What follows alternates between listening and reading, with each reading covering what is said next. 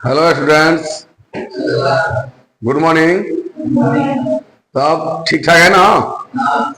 तो हम लोग पीछे क्लास में सर्वांगसम के बारे में जान गए थे ना जी, और ये सीख भी लिए थे किस प्रकार जो है ना दो आकृति जैसे त्रिभुज में सर्वांग समता कैसे करना है ना। अब हम लोग को ये देखना है आज की क्लास में कि त्रिभुज की सर्वांग समता होने के मापदंड क्या है। उसका टेस्ट देखते हैं कि अगर हम दो आकृति लेते हैं तो वह किस किस कंडीशन में क्या होगा, दोनों आकृति एक दूसरे में क्या होगा, सर्वांगसम होगा। तो चला जाए। देखिए यहां पर हम दो त्रिभुज लिए हैं। कितना लिए हैं? दो त्रिभुज। एक त्रिभुज है ए बी सी और दूसरा डी ई एफ, है ना। तो इसमें पहला क्या है कि क्या है, साइड एंगल। साइड का मतलब होता है भुजा कोण, एंगल मतलब कोण, भुजा कोण भुजा। यानी कि यहां पर हम देखेंगे कि दोनों त्रिभुज में ये साइड एंगल साइड है ना जी। यह एक त्रिभुज के साइड एंगल साइड दूसरे त्रिभुज के साइड एंगल साइड के बराबर होगा तो वो दोनों त्रिभुज का होगा, सर्वांगसम होगा। यहां पर देखिए अगर दो वो साइड लेंगे तो स्वाभाविक है कि तीसरा जो है ना बीच में एक वो एंगल पड़ेगा ही पड़ेगा। आंतरिक कोण जिसको बोलते हैं, तो वही लिखा गया है कि दो त्रिभुज सर्वांगसम होते हैं यदि और केवल यदि, है ना, एक त्रिभुज की दो भुजाएं। देखिए जैसे यहाँ पर ए बी लिया और बी सी लिया, दो भुजाएं लिया है ना, और उनके आंतरिक कोण क्या है, बी। दूसरे त्रिभुज के तदनुरूप एसी के अनुसार, है ना, भुजाएं क्या होगा, माने कि डीई और ई एफ, इनके बीच का कोण क्या होगा, ई। क्रमशः क्या होगा, बराबर होगा। तो दोनों त्रिभुज का होगा, देखो बराबर होगा, समरूप होगा कि नहीं, बराबर सर्वांग समता होगा कि नहीं। जैसे देखिए ए बी किसके बराबर है, ए बी डी के बराबर, बी सी ई एफ के बराबर, तो कोण बी कोण ई के बराबर है कि नहीं। तो दोनों त्रिभुज सर्वांगसम होंगे, कोई दिक्कत। अब यहां दूसरा हम देखते हैं, यहां पर दूसरा देखिए, दूसरा क्या है, साइड साइड साइड, भुजा भुजा भुजा। मतलब कि एक त्रिभुज की, है ना, तीनों साइड, है ना जी, दूसरे त्रिभुज के कोई भी बने तीनों साइड के बराबर हो तो दोनों त्रिभुज क्या कहलाएगा, सर्वांगसम होगा। देखिए यहाँ साइड पहचानने का तरीका क्या है कि यहाँ ए बी पर, ए बी देख रहे हैं ना, ए बी पर एक जो है ना लाइन खींचे हैं, देख रहे हैं ना, ए बी रेखा पर। उसी प्रकार डी पर एक है, तो ए बी किसके बराबर हो गया, डी के। बी सी किसके बराबर हो गया, ई एफ के, क्योंकि यहाँ पर दो लाइन है, यहाँ पर भी दो लाइन है। ए सी क्या है, यहाँ पर तीन गो लाइन है, तो यहाँ पर भी तीन गो। तो यहाँ देख रहे हैं ना, ये एक त्रिभुज की तीनों भुजा दूसरे त्रिभुज के तीनों भुजा के बराबर है ना। तो ये दोनों त्रिभुज क्या होगा, सर्वांगसम होगा कि नहीं होगा, होगा ना। तो देखिए हो गया। अब तीसरा क्या हो रहा है कि एंगल साइड एंगल। क्या दे रहा है, एंगल साइड एंगल, मतलब कि एगो कोण एगो भुजा एगो कोण, माने कोई दो त्रिभुज है, उन त्रिभुज में एक त्रिभुज का, है ना, एंगल साइड एंगल, है ना, एंगल साइड एंगल। मतलब मान लीजिए एंगल कोण बी लिए, साइड बी सी लिए और फिर कोण सी लिए। दूसरे त्रिभुज के क्या होगा, एंगल साइड एंगल के बराबर हो जाएगा तो दोनों त्रिभुज का हो जाएगा, सर्वांगसम होगा। तो इसमें दूसरा त्रिभुज का है डी ई एफ में कोण ई हो गया और ई एफ साइड हो गया और एफ का हो गया, कौन हो गया। और देखिए बराबर है कि नहीं है, इसलिए ये दोनों त्रिभुज का होगा, सर्वांगसम होगा। यहां ध्यान देने वाला बात यह है कि जब दोनों कोण लेंगे ना, यहां ध्यान देना क्या है कि जो साइड लेंगे वह दोनों कोणों के बीच का होना चाहिए। माने दो कोण लेंगे ना, बी और सी यहां लिए हैं, ठीक है ना, बीच का साइड क्या होगा, बी सी। ठीक, अगर मान के चलो कि अगर हम ए और बी लेते बेटा तो क्या होता, ए बी होता कि ना साइड, बोलिए। तो हम दो को कोण लेंगे तो बीच वाला ऊपर हम साइड लेंगे, यहां पर यही ध्यान देना है।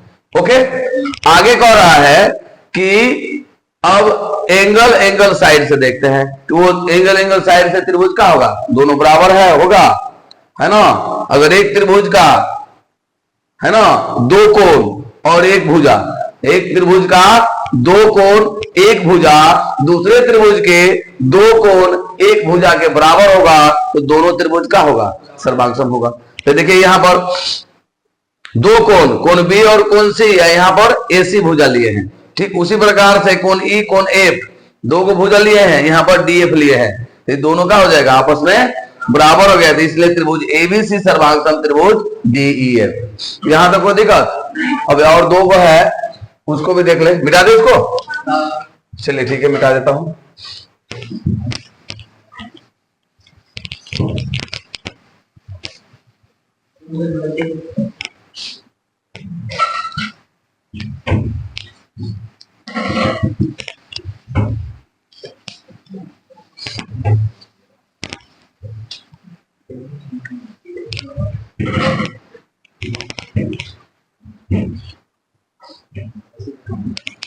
अब यहाँ चार गुण था, पांचवा देखिए,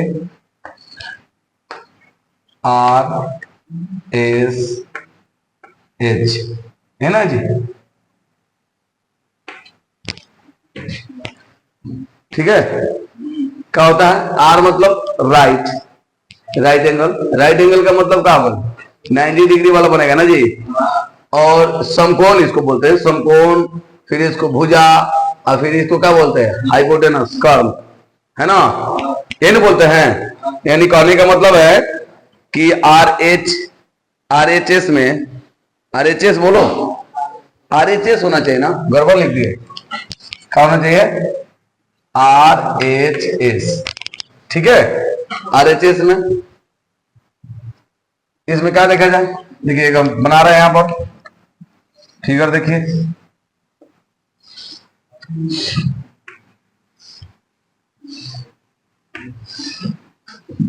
क्या, A B C D E F. देखो बेटा, राइट एंगल क्या है? कोण बी है, तो राइट एक दो गो त्रिभुज है, दो गो समकोण त्रिभुज है, उसमें एक समकोण त्रिभुज का राइट एंगल, और समकोण के चूंकि सामने आप जानते हैं कि कर्ण होता है, हाइपोटेनस, यहाँ कर्ण लिख देता हूं, है ना जी।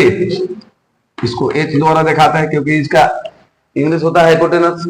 ये देखो कर्ण जो है समकोण के सामने, ये क्या हो गया? कर्ण हो गया, देख रहे हैं ना। तो एक दो गो समकोण त्रिभुज में, है ना, एक त्रिभुज का क्या है? समकोण, कर्ण, और कोई भी भुजा ले लो, ये चाहिए, मान लो ये ले लेते हैं भुजा बीसी, दूसरे समकोण त्रिभुज में क्या होगा? समकोण, फिर कर्ण, और ये भुजा, है ना जी, बोलते नहीं है, ये भुजा अगर बराबर है तो दोनों ये त्रिभुज का हो जाएगा, सर्वांग सम होगा। होगा कि नहीं होगा? होगा कि नहीं होगा बेटा, बोलो, लिख दो, लिख देता हूं, त्रिभुज एबीसी सर्वांग सम त्रिभुज डीईएफ। समझ आ रहा है कि नहीं? बोलिए, कोई दिक्कत? अब हम छठा लिख देते हैं, क्या है? अब क्या हम लोग देखे हैं? बोलिए, angle angle angle, angle angle angle, कोण कोण कोण से। तो अगर एक त्रिभुज, देखो त्रिभुज बना देते हैं, ए बी सी, है ना, डी ई एफ, ये कोण इस कोण के बराबर, ये कोण इस कोण के बराबर, ये इसके बराबर, ये त्रिभुज का हो जाएगा, सर्वांग सम होगा कि नहीं? त्रिभुज एबीसी सर्वांग सम त्रिभुज डीई एफ। चलिए नोट किया जाए, ये 6 नंबर, ये कोण के अकॉर्डिंग सर्वांग सम हो भी सकता है और नहीं भी हो सकता है, लेकिन हमको यहाँ सर्वांग सम लेना है। चलिए देखिए,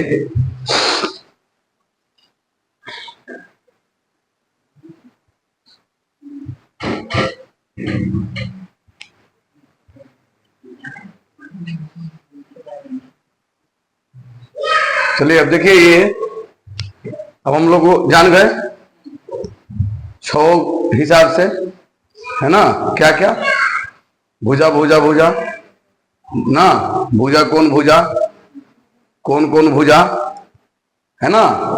इस प्रकार से हम 6 जान गए हैं। अब देखते हैं उसमें ध्यान देने वाला बात क्या है।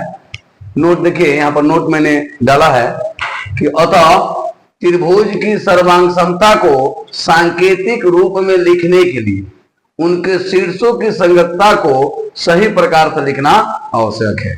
शीर्ष को संगतता कैसे किया जाता है बताए थे ना। जैसे मान लो पिछली क्लास में भी बताया था, संगत कोण और संगत भुजा के बारे में बताया था ना बेटा। तो शीर्ष की संगतता कैसे करेंगे, जैसे A B C D E F, हम संगतता कर रहे हैं ना, तो उनके शीर्षों की संगतता को सही प्रकार से लिखना जरूरी है। क्या है, अगर शीर्ष अच्छा तरह से संगतता हो जाएगा तो भुजा भी हो जाएगा। तो मान के चलिए कि कोण ए कोण डी के बराबर है, तो देखो तो ये बराबर है ना जी। तो शीर्ष को संगतता कब करेंगे, जब बी सी बराबर होगा ई एफ के। तो बराबर भुजा के सामने का कोण, है ना, बराबर भुजा के सामने का कोण संगत कोण कहलाता है। तो बताइए तो यहाँ बीसी किसके बराबर है, ई एफ के, है कि नहीं है बेटा। और बीसी के सामने क्या है, कोण ए। तो बताओ बीसी किसके बराबर है, ई एफ। तो ई एफ के सामने के क्या है, कोण डी। इस संगतता हुआ कि नहीं हुआ। तो यही कह रहा है कि अतः किसी त्रिभुज की सर्वांग समता को सांकेतिक रूप में लिखने के लिए उनके शीर्षों की संगतता को सही प्रकार से लिखना आवश्यक है। समझ में आ गए। संगतता अगर हमको करने आ गया तो वह त्रिभुज को सर्वांगसम करने में कोई दिक्कत नहीं होगा। दूसरा कह रहा है कि सर्वांगसम त्रिभुज में संगत भाग आपस में क्या होता है, बराबर होता है। देखिए संगत भाग कोण ए है ना और कोण डी है ना, तो दोनों आपस में क्या होगा, बराबर होगा। बताया था ना कि कोण ए संगत होगा, संगत का चिन्ह बताए थे दोनों अगर तीर के निशान, कोण डी के। संगत कोण संगत भुजा है ना, दो भुजा बराबर है तो बराबर भुजा के सामने का कोण क्या होता है, संगत कोण कहलाता है ना। और ये संगतता का चिन्ह है। तो क्या कह रहा है कि सर्वांगसम त्रिभुज में संगत भाग आपस में क्या होता है, बराबर होगा। जब संगत भाग आपस में बराबर होगा, ठीक है, तो वो त्रिभुज का हो जाएगा, सर्वांगसम हो।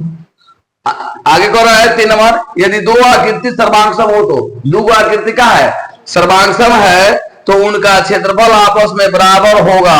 उनका क्षेत्रफल सर्वांगसम है भाई, दोनों देखो, दोनों अगर सर्वांगसम है, अगर कौन से कर रहा हूं तो देखिए ये दोनों का है।